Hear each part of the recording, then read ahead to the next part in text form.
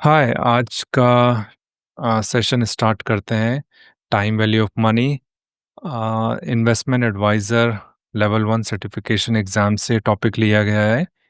इसमें हम वो चीज़ें पढ़ेंगे जो आपके एग्जामिनेशन पॉइंट ऑफ व्यू से इम्पोर्टेंट है और आपको वो कॉन्सेप्ट समझ में आ जाए। टाइम वैल्यू मनी और जो भी टॉपिक इसमें इंक्लूड होगा वो आपके फ्यूचर्स में सेकंड लेवल एग्जामिनेशन में, जिसमें रिटायरमेंट प्लानिंग और इंश्योरेंस प्लानिंग है, उसमें भी काम आएंगी। तो आप इसमें जो भी टॉपिक दिया है, कॉन्सेप्ट दिया है, उसको आप अच्छे ढंग से समझिए, तो आपको हेल्प मिलेगी एग्जामिनेशन में। इसमें क्या क्या चीज़ें हमने पढ़नी है, हमें टाइम वैल्यू मनी का कॉन्सेप्ट देखना है, कैलकुलेशन देखनी है, present value, future value, rate of return और पीरियड की। हमें एन्युटी के बारे में जानना है और परपेचुअल एन्युटी के बारे में, और एक्सेल फंक्शंस में कैसे हम इसको करेंगे। एग्जामिनेशन पॉइंट ऑफ व्यू के लिए आपके लिए ओपन ऑफिस ज़्यादा बेटर रहेगा, बट फर्स्ट आपको एक्सेल में फंक्शंस आ जाते हैं, तब आप उसको ओपन ऑफिस में भी अप्लाई करिएगा, ताकि आप यूज टू हो जाएं उस चीज़ को करने के लिए एग्जामिनेशन में। So what is time value of money? So time value of money का सिंपल कॉन्सेप्ट है कि over a period of time the value of the money changes.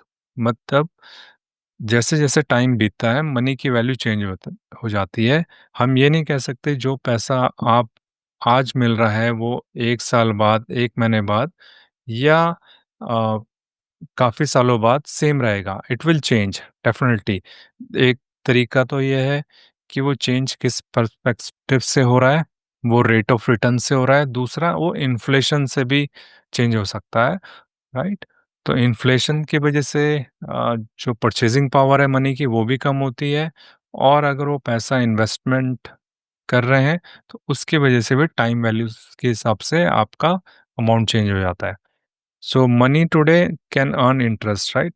वो जब भी आप पैसे को इन्वेस्ट करते हैं तो आपको कुछ ना कुछ इंटरेस्ट मिलता है या ग्रोथ मिलती है। सो अगर आपको कोई बोले कि कौन सा ऑप्शन सही है, कि अगर आप 100 रुपये आज ले लो या 1 महीने बाद लो, तो which one you will prefer as an investor? आप प्रिफर करोगे कि आज ले लीजिए। पर अगर आपको ये देखना है कि अगर आप आज लेते हो तो आपकी अपॉर्चुनिटी कॉस्ट कितनी लॉस्ट हो रही है, तो 1 महीने बाद आपको 100 रुपये मिल रहे हैं, तो वो अपॉर्चुनिटी कॉस्ट है कि उसमें अगर 12% की ग्रोथ है तो you are losing the 1% of that. So 1% आपका 100 रुपीज़ पे 1 रुपये आप लूज कर रहे हो। So 101 will be the money that you must receive after 1 month. So investor will prefer the right thing. वो प्रेफर कर रहे हैं 100 रुपीज टुडे के लिए, that is they are using the time value of money concept on that. Why money today is worth more? आज के हिसाब से पैसा क्यों ज़्यादा है? So it depends, as a discuss, कि किस हिसाब से। एक तो इन्फ्लेशन के हिसाब से चेंज हो जाता है पैसा। दूसरा, लोग आज प्रेफर करते हैं उस पैसे को यूज़ करने के लिए, कंज्यूम करने के लिए, कंजम्पशन में यूटिलाइज करने के लिए। दूसरा, दे में अर्न सम रिटर्न्स। सो 100 रुपीज़ है, अगर आज आपको मिल रहा है 100 रुपीज़, तो 1 महीने बाद 6% के इंटरेस्ट रेट से वो 100 रुपीज़ 50 पैसा हो जाना चाहिए। So that is the thing. Historical perspective का मतलब है कि हिस्ट्री में देखा गया है कि it has been noticed that 5000 so it has been noticed that 5000 BC में मेसोपोटामियन इजिप्शियंस चार्ज इंटरेस्ट। ये इंटरेस्ट कैसे चार्ज करते थे?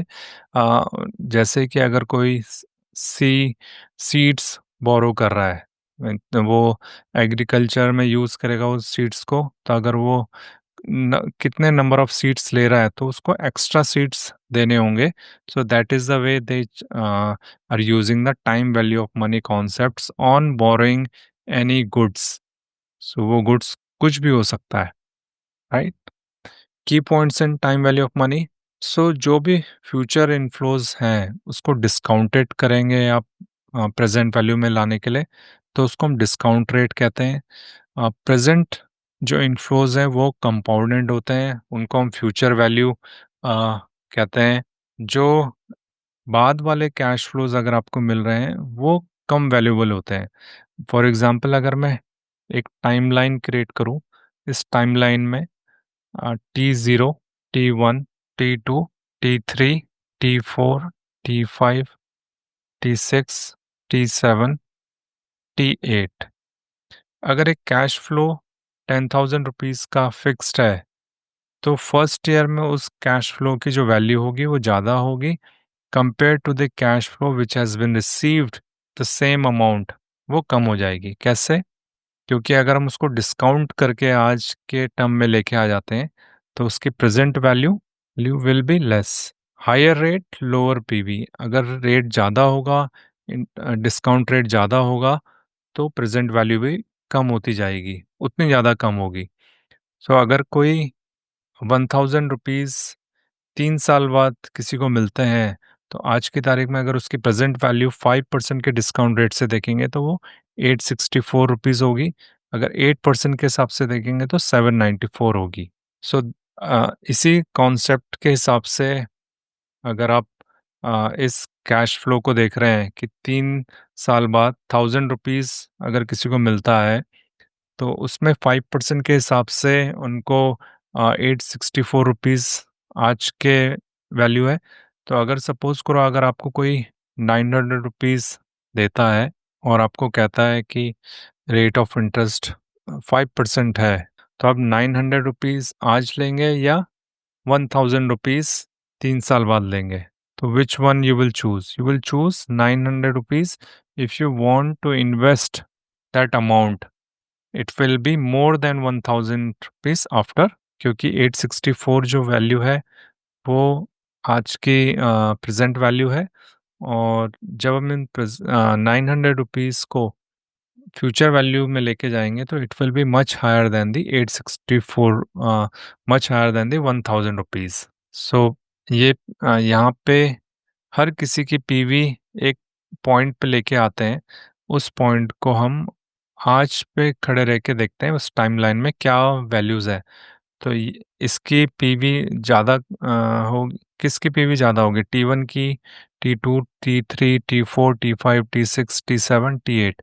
तो हर किसी की इंडिविजुअल पीवी अगर हम देख रहे हैं कैश फ्लो में, तो ये कैश फ्लो अगर 8 साल बाद मिल रहा है तो इसकी पीवी कम होगी।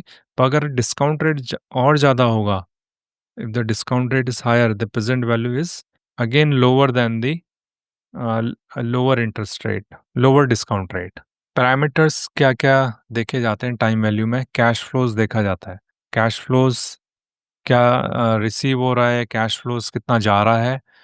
डिस्काउंट, अगर हमें कैश फ्लो मिल रहा है, या कंपाउंडिंग, अगर हम अमाउंट को दे रहे हैं मीन्स कैश फ्लो में हम अमाउंट जा रहा है, सपोज 1,000 रुपीज़ हम इन्वेस्ट कर रहे हैं तो वो कंपाउंडिंग के फॉर्म में देखा जाता है।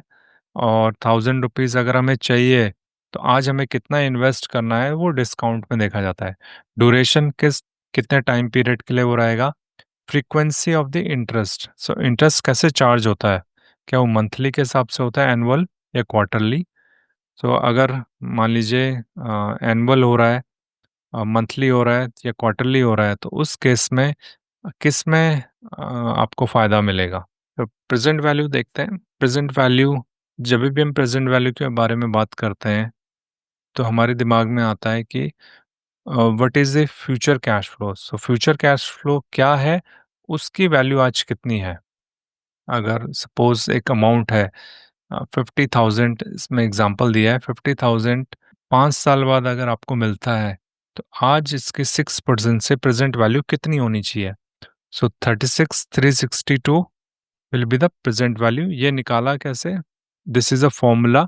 अगर आप फॉर्मूला देखेंगे, फॉर्मूला होता है future value to present value multiply by 1 + r की power n, raise to the power n। So this is the formula that we use. इसको हम कंपाउंड इंटरेस्ट भी कहते हैं, जो ये वैल्यू निकल के आती है, ये कंपाउंडिंग का फॉर्मूला है। तो ये जो पीवी हमने निकाला है इसको हमने डिस्काउंट कर दिया 1 + r की पावर n से।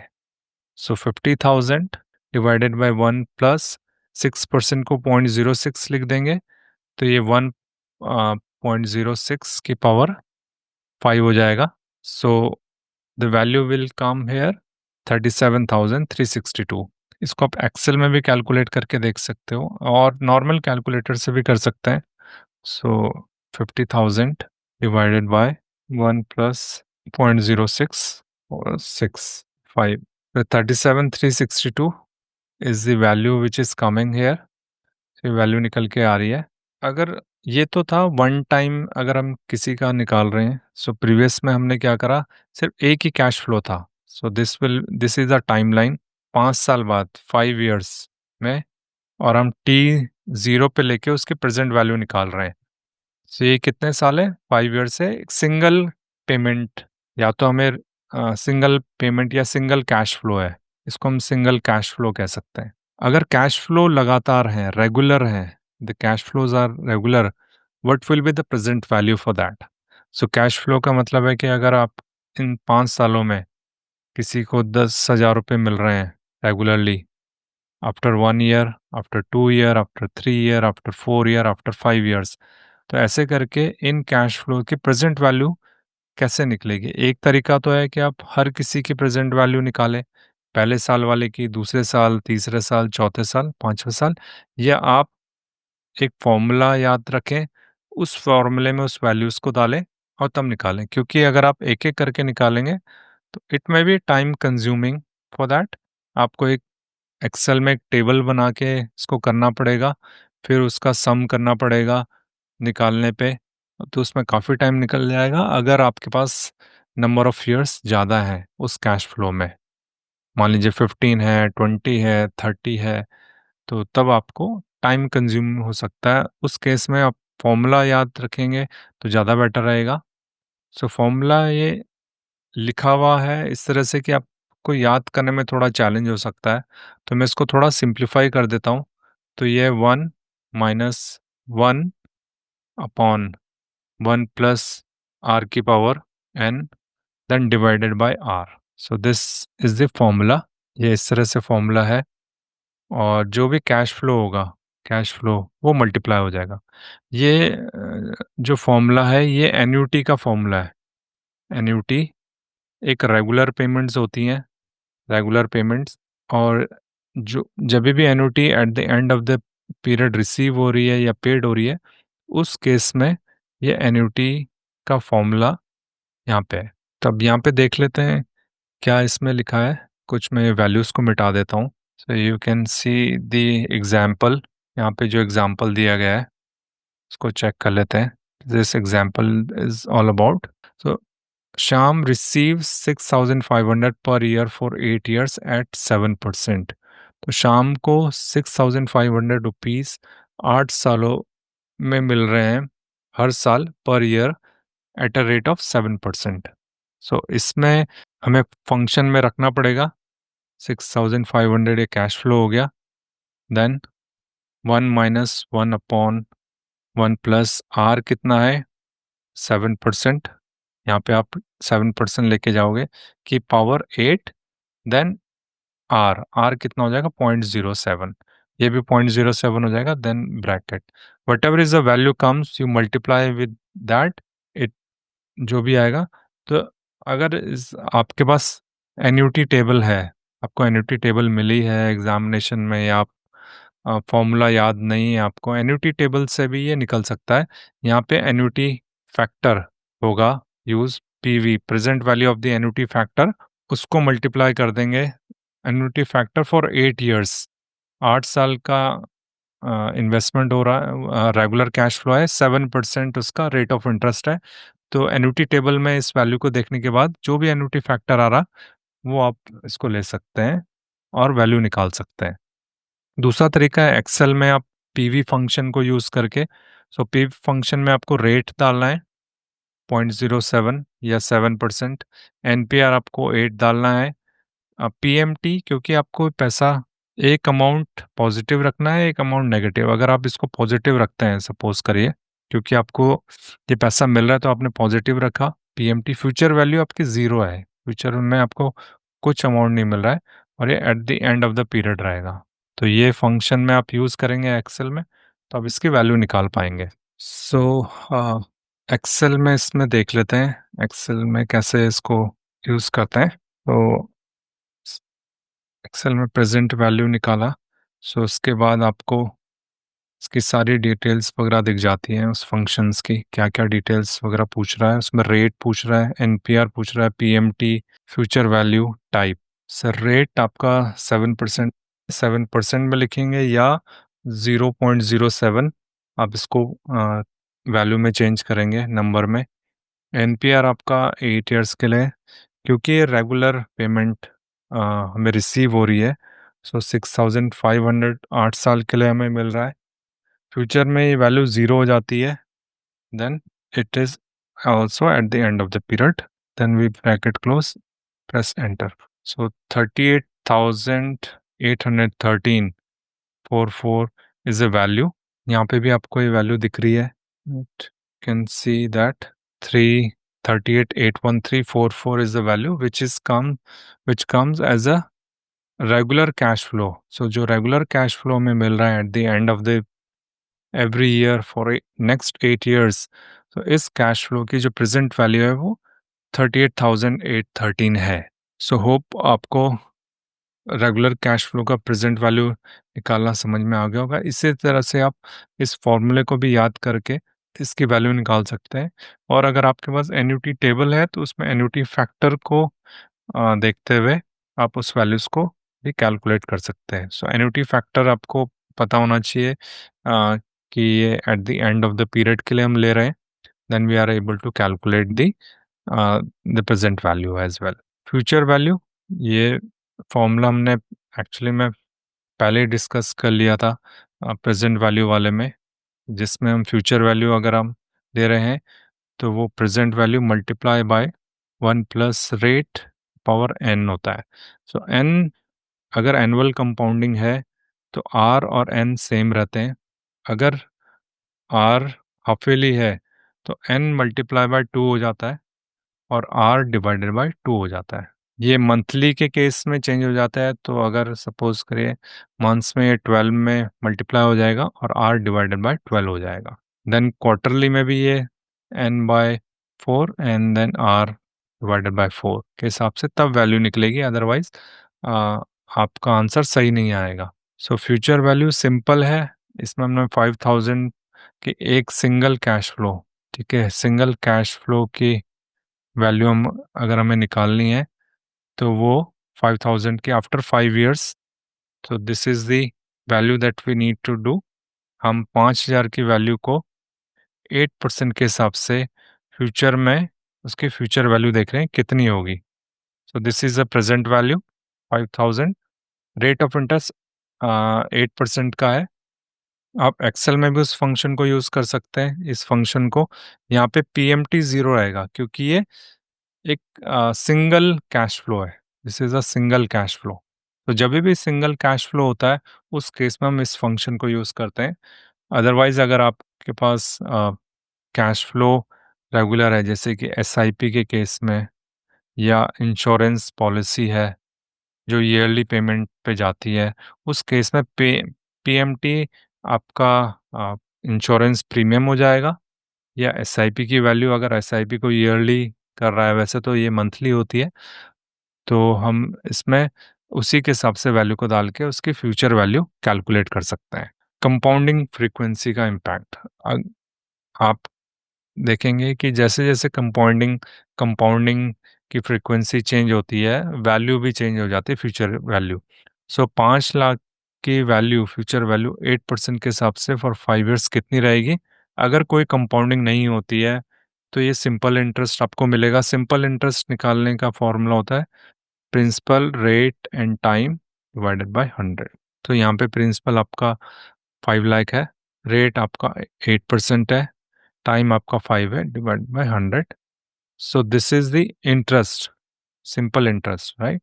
So once you add the simple interest to the और इन्वेस्टमेंट अमाउंट, कितना आपने इन्वेस्ट करा है, तो ये 7 लाख निकल के आ रहा है। It means 2 lakh is the simple interest on where is no compounding. तो ये कह सकते हैं हर साल आपको एक सेम अमाउंट इंटरेस्ट का अमाउंट मिल रहा है, पर उसमें कोई भी कंपाउंडिंग नहीं हो रही है। Understood? Then second scenario is annual compounding. So annual compounding में क्या हो रहा है?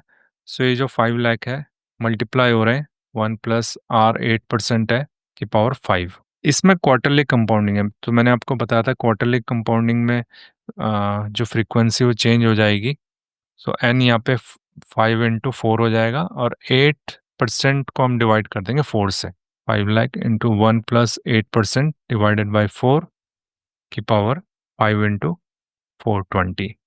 इसको आप एक्सेल में निकाल के देख सकते हो कि क्या ये वैल्यू ठीक है। So let's calculate.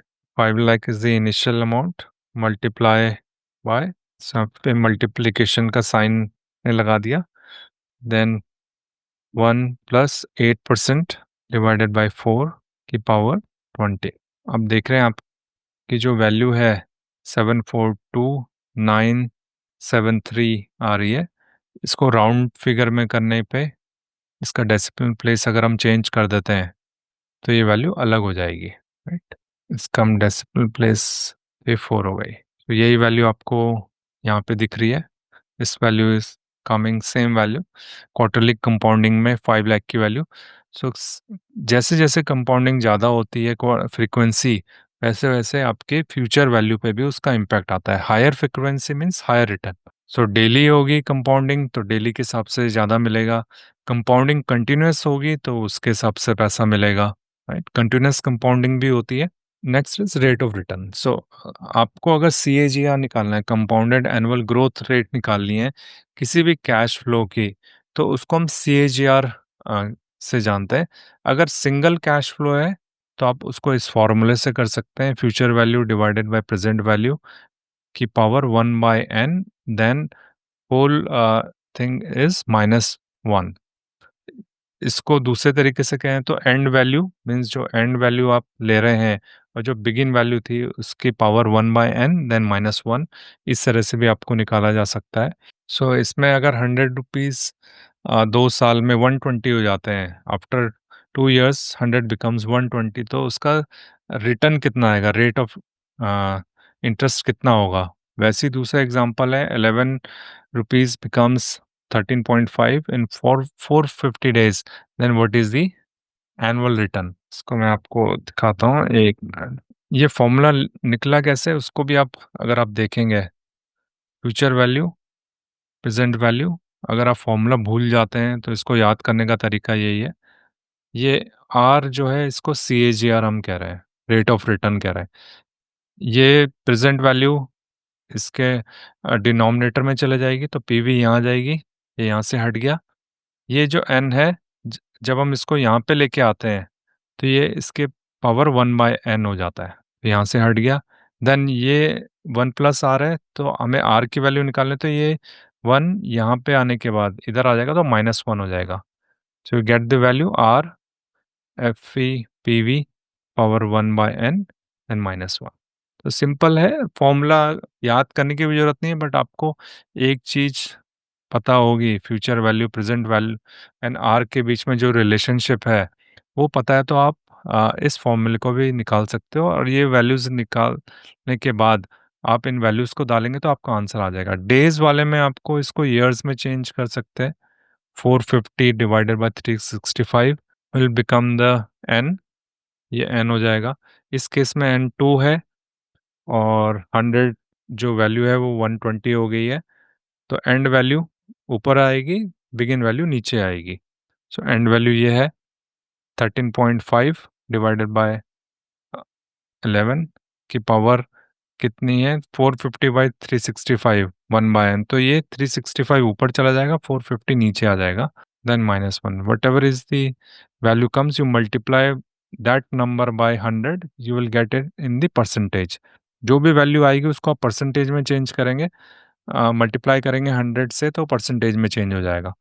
इसी तरीके से एक्सेल में अगर आप इसको करते हैं तो एक्सेल में आपके पास रेट फंक्शन है, उसको आप यूज़ करके इसको निकाल सकते हैं। So I show you in Excel rate function को कैसे यूज़ करना है। सो रेट फंक्शन में पहले NPR आ रहा है, कितने टाइम तक के लिए वो इन्वेस्टेड है, फिर पीएमटी आ रहा है अगर कोई रेगुलर कैश फ्लो है तो वो है। फिर पीवी आ रहा है, present value means begin value, फिर एंड वैल्यू, देन टाइप। इस केस में आप देखेंगे कि प्रेजेंट वैल्यू और फ्यूचर वैल्यू में एक साइन का फर्क होता है। साइन का मतलब है कि एक वैल्यू पॉजिटिव जाएगी, दूसरी वैल्यू नेगेटिव जाएगी। तो अगर दोनों वैल्यू को सेम रख दूंगा तो आंसर नहीं आएगा, तो आप ये गलती मत करना। सपोज करो अगर आपने एनपीआर यहाँ पे 2 डाला, पीएमटी आपका 0 रहेगा, प्रेजेंट वैल्यू आपकी 100 रुपीज़ है, फ्यूचर वैल्यू 120 है। बाकी वैल्यूज आप छोड़ सकते हो, तो आपका आंसर फिर भी आ जाएगा। सो यहाँ पे 10% क्योंकि राउंड फिगर में आ रहा है, इसकी वैल्यू मैं अगर इंक्रीज कर देता हूँ, सो आप देखोगे 9.54% इसका रेट ऑफ रिटर्न आ रहा है फर्स्ट वाले एग्जाम्पल का।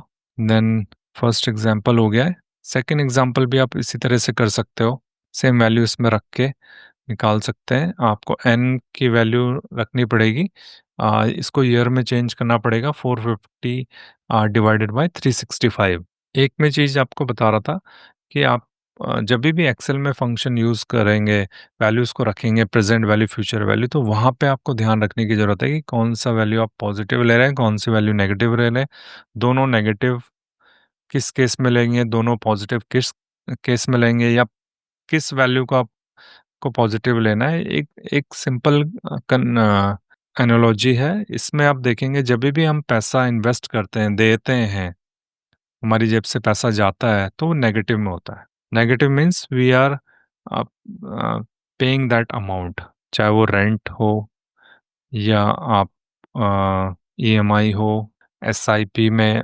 इंश्योरेंस प्रीमियम है, अगर हमने कोई रिटायरमेंट प्लान ले रखा है, एनपीएस में अगर आप इन्वेस्ट कर रहे हैं, रेगुलरली आपका पैसा जा रहा है, या आपका ईपीएफ में पैसा कटता है हर मंथली, तो वो सारी की सारी चीज़ें आपके नेगेटिव में होती हैं, क्योंकि आपका पैसा आपसे जा रहा है। जो पैसा आपको रिसीव होता है, रिसीव हो रहा है आपको, वो पैसा पॉजिटिव में रहेगा। और प्रेजेंट वैल्यू किस केस में नेगेटिव रहेगी? जो पैसा आप इन्वेस्ट कर रहे हो, at which is you are investing.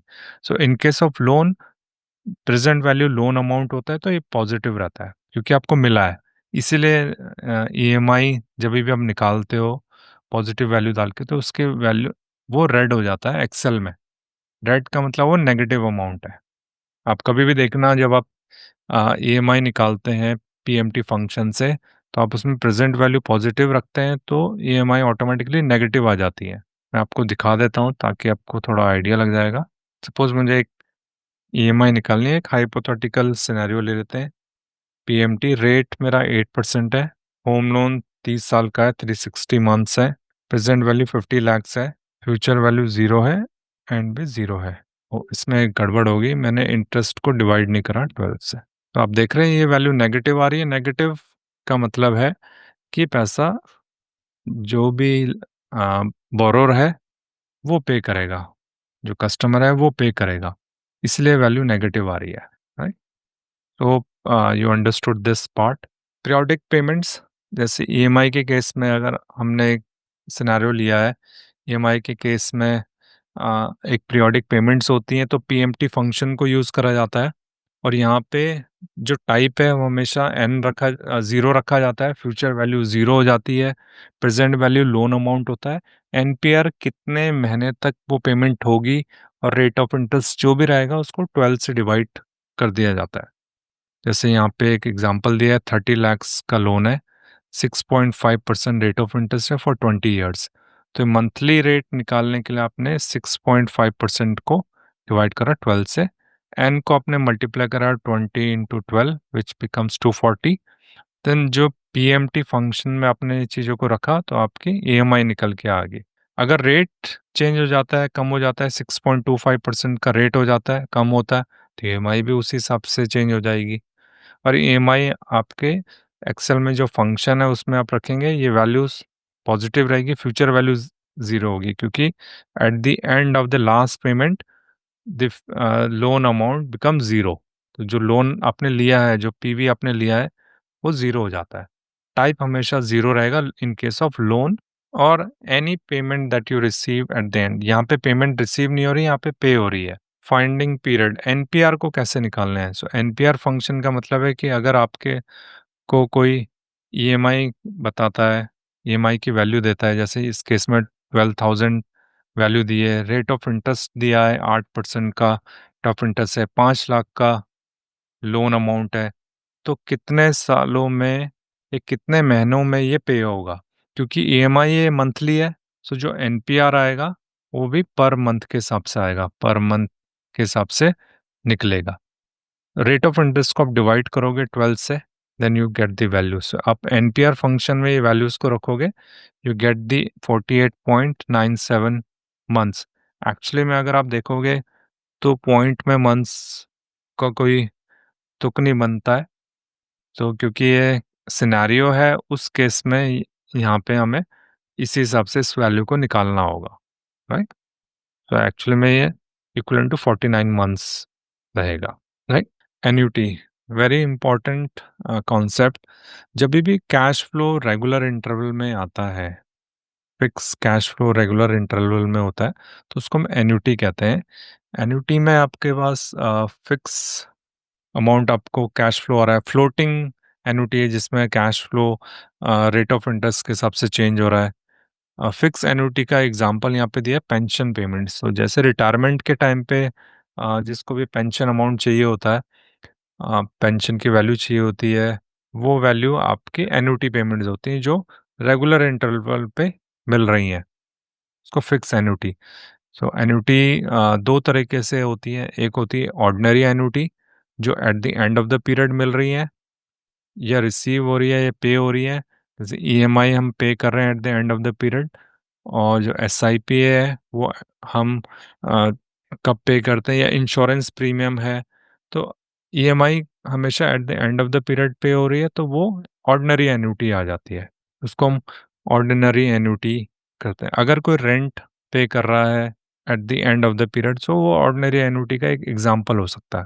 सो उसकी वैल्यू निकालने के लिए यहाँ पे पीएमटी में हम रेगुलर कैश फ्लो रखेंगे। सो अगर किसी को 5,000 पर ईयर मिल रहा है for 10% for 4 years, what will be the present value? तो ये प्रेजेंट वैल्यू 15,000 रहेगा। फ्यूचर वैल्यू एन्युटी के केस में ज़ीरो हो जाती है, पर जरूरी नहीं है कि वो ज़ीरो हो रही है। अगर कोई अमाउंट होगा तो हम उस अमाउंट को भी निकाल सकते हैं कि फ्यूचर में कोई वैल्यू मिल रही नहीं, क्योंकि पेंशन के केस में जो भी पेंशन प्लान्स होते हैं एन्युटी वाले, और एनपीएस में जो एन्युटीज मिलती है, वो भी इंश्योरेंस कंपनी पे देती है। तो उनके पास अलग अलग प्लान्स होते हैं, तो उस प्लान के हिसाब से जो पेंशन का अमाउंट है वो भी चेंज होता रहता है। So that is called the time value of money, TVM. इसीलिए टीवीएम पढ़ना इंपॉर्टेंट हो जाता है टू अंडरस्टैंड दोज थिंग्स। दूसरा एग्जांपल इसमें दिया है 12,000 per year for 10 years at a 5% rate, what is the present value? ये एन्युटी का प्रेजेंट वैल्यू है। सो हम कह सकते हैं present value of an annuity which is paid at the end of every year for the next 10 years at a rate of 5%, what will be the amount? तो ये कितना अमाउंट इन्वेस्ट करे जो कि उनको हर साल के एंड में 12,000 रुपये मिले, और नेक्स्ट 10 years तक मिलते रहे, और किस रेट से मिलेंगे वो 5% रहेगा। तो जैसे इसमें रेट चेंज होता है, वैसे वैसे ये अमाउंट की प्रेजेंट वैल्यू भी अलग अलग निकल के आती है। एन्युटी ड्यू में क्या होता है? Payment at the beginning of the period होता है। और एन्युटी ड्यू की अगर हम बात करें तो उसकी वैल्यू, अगर हम फ्यूचर वैल्यू की बात करेंगे, तो वो ज़्यादा ही होती है compare to the ordinary annuity. So जब भी हम एसआईपी में इन्वेस्टमेंट्स कर रहे हैं, एसआईपी में जब हम इन्वेस्टमेंट करते हैं, तो वो हम at the beginning of the period कर रहे हैं। अगर eight the end of the period करेंगे तो ऑर्डिनरी एन्युटी हो जाएगी। तो दोनों को अगर हम कंपेयर करेंगे, अगर हम वन से किसी एसआईपी की वैल्यू निकाल रहे हैं फॉर 20 years ऑफ इन्वेस्टमेंट, और हम ऑर्डिनरी एन्युटी से निकाल रहे हैं, तो दोनों की प्रेजेंट वैल्यू, या हम कह सकते हैं अगर हमें एक वैल्यू चाहिए फ्यूचर में, अगर हमें कोई वैल्यू चाहिए, उस केस में दोनों में SIP amount will be different. So यहाँ पे आपने देखा present value, same scenario, 5,000 per year 10% 4 years, इसकी 15,849 प्रेजेंट वैल्यू थी। इसके केस में जो प्रेजेंट वैल्यू है वो ज़्यादा है, क्योंकि ये जैसे ही साल स्टार्ट हो रहा है वैसे ही पेमेंट दे रहा है for next 10 years। So T1 यहाँ से हो जाएगा, बिगनिंग में मिल रहा है, दूसरे T2 हो रहा है, T3 ऐसे करके T10 तक और नेक्स्ट 10 years तक ये पैसा मिल रहा है। तो ये बिगिन का पेमेंट हो जाता है जैसे बिगनिंग में पेमेंट मिलना स्टार्ट होता है। तो इसलिए अमाउंट भी ज़्यादा चाहिए क्योंकि वही अमाउंट वापस भी करना है। So that is a concept, इसलिए इसकी प्रेजेंट वैल्यू ज़्यादा है। परपेचुअल, सो आपने परपेचुअल बॉन्ड्स सुने होंगे। परपेचुअल बॉन्ड्स ये बैंक्स वगैरह इशू करते हैं, परपेचुअल बॉन्ड्स, 80 बॉन्ड्स कहते हैं इनको। इनका जो कैश फ्लो होता है वो हमेशा होता है, इसका कोई भी एंड नहीं होता है। इसमें जो कैश फ्लो है, सो कैश फ्लो क्या है, अगर हम बॉन्ड्स के बारे में बात करते हैं तो वो होता है कूपन की पेमेंट। कूपन पेमेंट जो इंटरेस्ट है, सपोज करो अगर 6% कोट हुआ है, सो इस 6% आपको थ्रू आउट दी हमेशा मिलता रहेगा, एंड नहीं होगा। इसकी प्रेजेंट वैल्यू निकालने के लिए हमें क्या करना पड़ता है, C डिवाइडेड बाय आर करना होता है। R is the rate of interest, C the cash flow. अगर मान के चलिए किसी का कैश फ्लो 100 है और आर 6% है तो यह 0.06 हो जाएगा। सो उसको कितना अमाउंट इन्वेस्ट करना चाहिए, प्रेजेंट वैल्यू कितनी होनी चाहिए कि उसको 100 रुपीज़ का कैश फ्लो हमेशा मिलता रहे, कभी ख़त्म ही ना हो, कभी बंद ही ना हो। तो वो कितना अमाउंट इन्वेस्ट करे, तो आप उस कैश फ्लो को इंटरेस्ट रेट से डिवाइड कर देंगे तो ये एंड वाला निकल जाएगा। इसको, इसकी वैल्यू आप निकाल सकते हैं। जैसे परपेचुअल बॉन्ड यहाँ पे 10,000 का है, 10,000 कैश फ्लो चाहिए हर साल 8% से, तो आप इसको 10,000 डिवाइडेड बाय 0.08 करें तो 1,25,000 इज दी। अगर किसी को मंथली अमाउंट चाहिए, ऐसा अमाउंट चाहिए, मंथली कैश फ्लो चाहिए, अगर कोई इन्वेस्टर ये कहता है कि भाई मुझे ऐसा मंथली कैश फ्लो बताओ, कैश फ्लो कि मैं कितना अमाउंट इन्वेस्ट करूं कि मुझे हर महीने लगभग 20,000 रुपये मिलता रहे, लाइफ मतलब जिंदगी भर कभी ख़त्म ही ना हो। तो आप देखेंगे अगर उसको 7% से मिल रहा है और ये 20,000 पर मंथ के हिसाब से, इंटरेस्ट रेट तो पर एनम का है, तो आप क्या करेंगे, इस 20,000 को 12 से इंटू कर देंगे, विच बिकम्स 2,40,000 डिवाइडेड बाय 7%, 0.07। क्या वैल्यू निकल के आती है, हम इसको एक्सेल में चेक करते हैं। सो निकल के आ रही है 34,28,000। सो लगभग लगभग 34 लाख, हाँ 34.28, इस केस में 34.28 लैक्स की इन्वेस्टमेंट्स करनी होगी ताकि 7% के हिसाब से अगर सालाना ब्याज मिलता रहता है तो वो 20,000 का मंथली कैश फ्लो आराम से ले सकता है। ये cash flow rate of interest same होना चाहिए throughout the period. If it gets change, the the amount will be getting less, तो आपको अमाउंट कम मिलता रहेगा। अमाउंट कम हो जाएगा मीन्स कैश फ्लो अमाउंट कम हो जाएगा जो कैश फ्लो मिल रहा है, but we are assuming that the interest rate of interest is same. So अब देख लेते हैं हमने कौन कौन से फंक्शन इसमें करे। हमने प्रेजेंट वैल्यू निकालने के लिए एक्सेल में फंक्शन यूज़ करा, फ्यूचर वैल्यू निकालने के लिए, रेट निकालने के लिए कि रेट ऑफ इंटरेस्ट CAGR कितना होगा किसी इन्वेस्टमेंट में।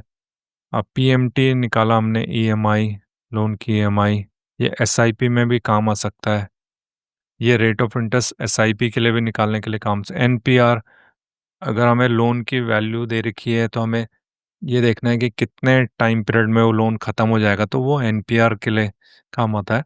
सो let's summarize what we have learn. Money today greater than money tomorrow. So 100 रुपये ग्रेटर देन 100 रुपये, यहाँ पे मैं टुडे लिख देता हूँ, ये टुमारो लिख देता हूँ। टुमारो में उसकी वैल्यू एक दिन के लिए चेंज हो जाएगी, इसलिए टुमारो आफ्टर 1 मंथ करेंगे। टूल्स हमने कौन कौन से इसमें देखे हैं, functions, present value, future, CAGR, PMT, NPR। हमने एन्यूटी का, annuity due, perpetual annuity, perpetual bonds, higher compounding, higher returns, Excel में TVM कैलकुलेशंस वगैरह देखा है। कुछ प्रैक्टिस क्वेश्चंस कर लेते हैं। प्रेजेंट वैल्यू हमें निकालनी है 1 lakh after 3 years at a rate 9%। Excel open करते हैं, नई शीट करते हैं, क्वेश्चन नंबर 1, 2, 3, 4, 5। ठीक है, तो 1 लाख की वैल्यू आफ्टर 3 इयर्स कितनी होगी? 1 लाख। अगर हम इसको एक्सेल में यूज करें तो क्या करेंगे? पीवी फंक्शन यूज करेंगे। Let's use the PV function. Rate is 9%, NPR is 3, PMT 0, क्योंकि कोई भी रेगुलर सिंगल कैश फ्लो है। फ्यूचर वैल्यू 1 लाख, टाइप यहाँ पे 0 रख रहा हूँ। 77,218। Future value of 20,000। Future value at a rate of 7%। Easy calculation है, बट आपको ये अलग अलग सिनेरियो में इनका यूज़ करना आना चाहिए। That is what this topic is all about. 4 years, no regular payment, so no 0 PMT. PV, you can leave it blank or you can put it 0, पर आपको कॉमा लगाना पड़ेगा so that the does not take any value. PV, so 26,000 is a PV. Oh, sorry. Future value 20,000 की future value after 4 years becomes 26,000। CAGR हमें निकालना है, तो CAGR निकालने के रेट फंक्शन यूज करेंगे। NPR 3 है, कोई भी PMT नहीं है, प्रेजेंट वैल्यू 10,000 है, तो एक वैल्यू नेगेटिव एक वैल्यू पॉजिटिव होगी 15,000। बाकी वैल्यूज को मैं छोड़ देता हूँ, अभी भी इसका आंसर निकला 14% आ रहा है। इसको 2 डेसिमल प्लेसेस में देख लेते हैं क्या वैल्यू आ रही है।